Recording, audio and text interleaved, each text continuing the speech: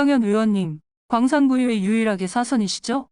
개표 때 보니까 거의 몰표 수준이던데 지역에서 존재감이 대단합니다. 소감 한 말씀 해주시죠. 먼저 이번 지방선거에서 주민들은 호남 정치에 대한 심판 그리고 정치 개혁을 바라는 마음들이 대단하셨을 텐데요. 여러모로 투표하기도 싫을 텐데 낮은 투표율에도 불구하고 저희 진보당을 선택해 주신 우리 주민들께 먼저 감사드립니다. 우리 지역의 대표로 하는 의원으로 이제는 인정을 받았기 때문에 책임감도 무겁고 좀 더 주민들께 현실 정치로 보답하기 위해서 노력을 해야 되겠다는 이런 각오가 있습니다. 구대 의회에서 비례를 제외하고 16명 중에서 진보당 3명의 후보가 당선됐습니다. 이전 4대에서 4명의 진보당 소속 구의원이 당선돼 활동한 적 이후로 또 한 번 약진했는데 앞으로 활동 계획이 있다면 무엇인가요? 저희 진보당이 과거에는 이제 민주노동당으로 2006년에는 4명의 의원이 당선이 됐고 그다음에 2010년에는 좀 더 약진해서 5명의 의원이 활동을 하게 됐었는데요.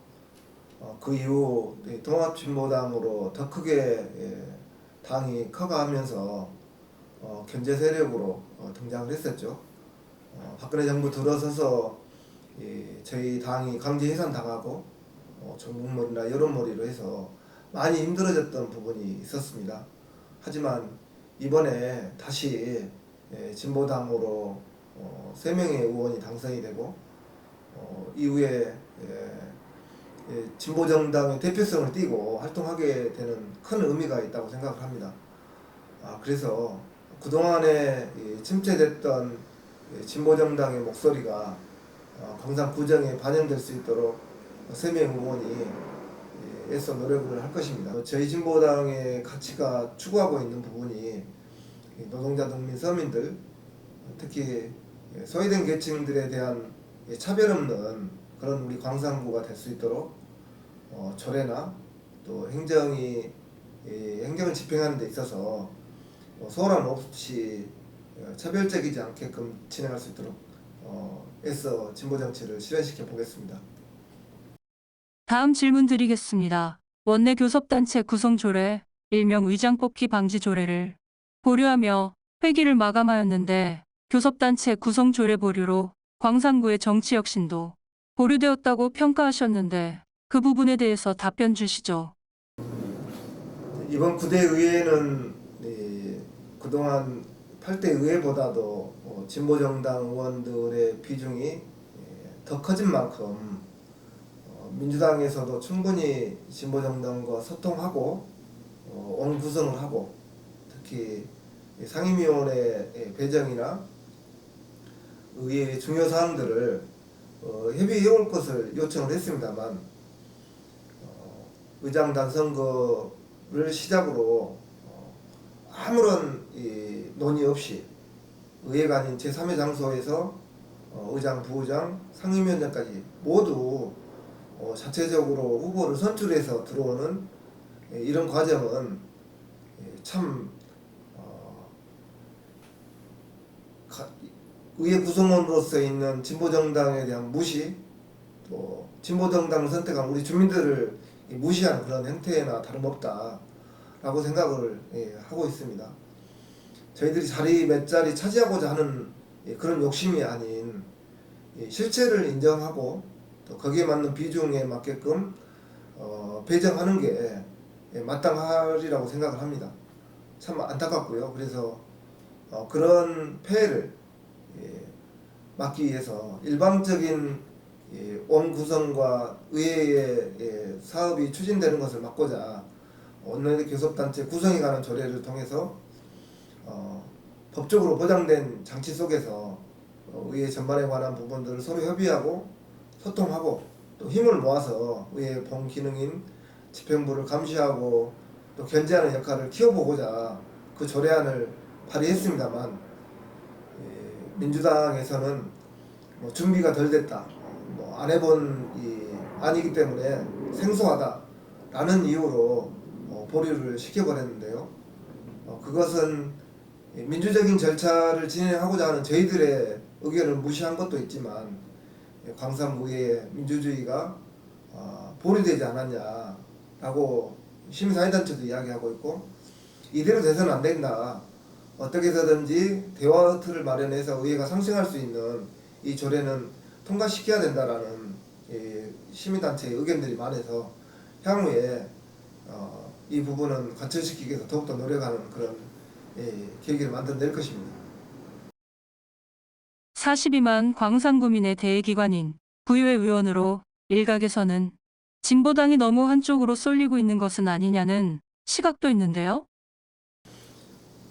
진보 정당이 추구하고자 하는 이 정책이나 방향이 일하는 사람들, 특히 남과 북이 갈라져 있는 유일한 우리 사회의 현실을 어떻게 하면 극복을 해볼 것인가라는 노력을 하다 보니 편향적이지 않느냐라는 부분들이 이야기가 있고 또 실제 그렇습니다. 하지만 저희 진보 정당이 지금 하고 있는 의정 활동이나 지금 국민들 속에서 보여지고 있는 이런 실질적인 모습은 민주당보다 더 뿌리 깊게 주민들 속에 들어가서 주민들의 애환이나 또 문제점들을 함께 고민하고 아파하고 이렇게 해나가고 있거든요. 특히 대다수의 국민들이 노동자로 구성되어 있고 일하는 사람들로 구성되어 있으니만큼 발생되는 여러 가지 사항들에 대해서 저희들이 함께 할 수밖에 없는 것이고, 또 그러다 보니 거기에서 문제점들을 발견하고 법과 제도를 개선시키기 위한 이런 노력들이 완고하다 보니까 다툼으로 보여지고 싸움으로 보여지기도 하는데, 이런 근본적인 문제들을 해결하지 않고서는 대다수의 국민인 노동자들이 일한 만큼 대접받는 그런 사회는 힘들지 않느냐. 그래서 저희들로부터 시작된 그런 정책과 공약들이 민주당에서도 받아들이고 국민의힘에서 받아들여서 현실화된 부분들이 많습니다. 특히 무상의료, 무상교육 이런 부분들은 언제 그런 시기가 올 것이냐라고 했지만 현실화되고 거의 접근해가는 이런 방식들. 그래서 앞으로도 진보 정당답게 의제들도 진보적으로 만들어내고 또 주민들이 실제 필요한 부분에 있어서 현재 정책이 없다 할지라도 향후에라도 이런 부분들이 반영될 수 있도록 하는 게 저희들의 몫이라 생각해서 더욱더 열심히 발굴하고 또 뛰어야 되지 않겠냐라는 각오도 새롭습니다. 구대 의회에서 꼭 이루고자 하는 목표가 있으시다면 무엇인지요? 이제 저는 한원공단 용접공 출신입니다. 그리고 농민의 아들이고요.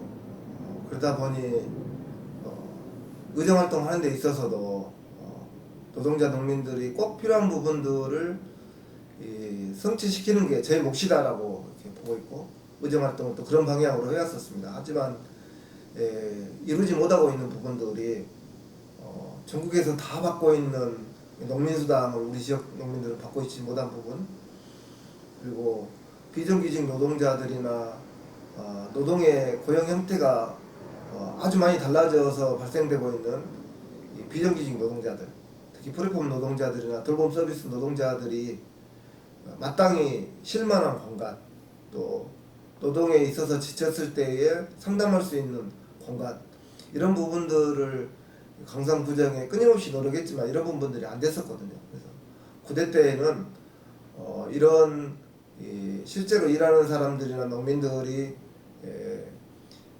안전한 대접은 아니지만 최소한 의지하고 기댈 수 있는 이런 공간들을 마련하는 게 하나가 있고요.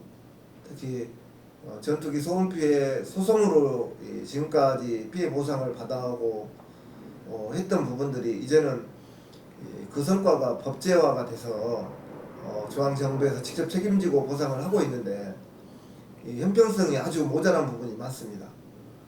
4년 내내 저희는 의회 차원에서도 특별위원회를 다시 구성해서 전국에 있는 소음 피해 지역 지방의회와 함께 노력해서 그런 부분들을 국회 입법으로 발의하게 되는 게 저희들의 목표이기도 하고 꼭 해보고 싶은 일 중에 하나입니다.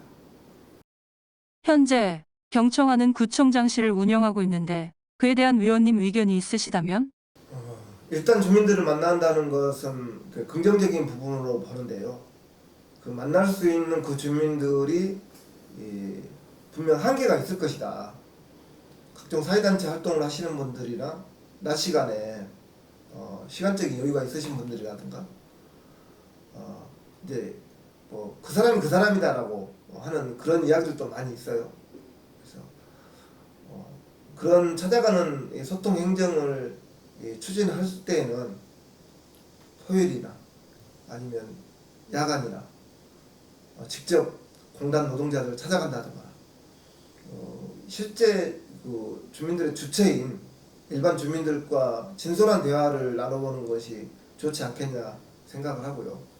어떤 계획을 할 때, 행정 계획을 할 때 우리는 이렇게 하겠습니다라고 가서 제시하고 보여주는 게 아니라 듣고 나서 이후에 어떻게 만들어갔으면 좋겠는가 여쭤보고 행정이 그때 계획을 입안해서 후차적으로 진행하는 것이 가장 보기 좋은 모습이기도 하고 효과도 있을 것이다 라는 부분으로 보여지기도 하고요. 이 찾아가는 행정 또한 그냥 보여주기식이 아닌 실제로 실속을 찾을 수 있는 그런 방향으로 좀 더 보완을 했으면 좋겠습니다. 사선 의원이신데 9대 의회가 마무리되면 행정가로서 변신하여 구정에 도전해 보실 의향이 있으신지요? 저희 당내에서는 이미 이제 사선을 하면 또 다른 이제 변화를 가져와야 되는 거 아니냐라는 목소리도 있고 계획도 있습니다. 그것은 향후에 광산 구정을 우리 진보당이 집권하겠다라는 이런 포부와 계획들은 분명히 있는 것이고요.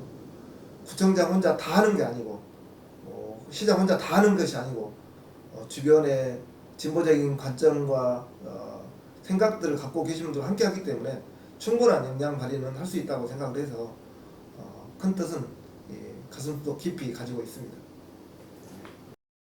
이번 대우조선 사태를 보며 용접공 출신 의원으로서 감회가 있으시다면 답변해 주시죠.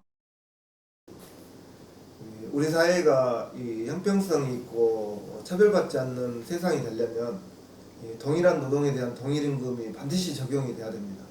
대기업에서 일하는 용접공이나 중소기업에서 일하는 용접공의 임금 수준이 너무나 차이가 많습니다. 저 또한 용접공으로 일을 해올 때 그런 차별들을 느꼈었거든요. 역대 정권들이 동일노동 동일임금의 공약으로 내세웠었어요. 노무현 정부도 그랬었고 문재인 정부도 그랬었고. 하지만 그런 공약들이 한 발짝도 나가지 못하고 경제인들의 그런 압력에 의해서 자지돼 버리는 이런 상황들로 인해서 우리 사회가 지금 비정규직과 정규직들의 차별이 커지고 또 노동의 가치가 무시되는 이런 경향들이 많은데요. 자동차를 만드는 공장 내에서도 그런 부분들을 해소하고자 비정규직들이 법적인 소송을 통해서 다 이겨냈거든요. 정규직화 시켜라라고 하고. 울산 대우조선 사태를 보면서 더 크게 느꼈던 것은 요즘에 용접을 하는 용접공들이 그런 조선소나 아니면 굴지에 단지로 모여 있는 것 외에는 용접공들이 없습니다.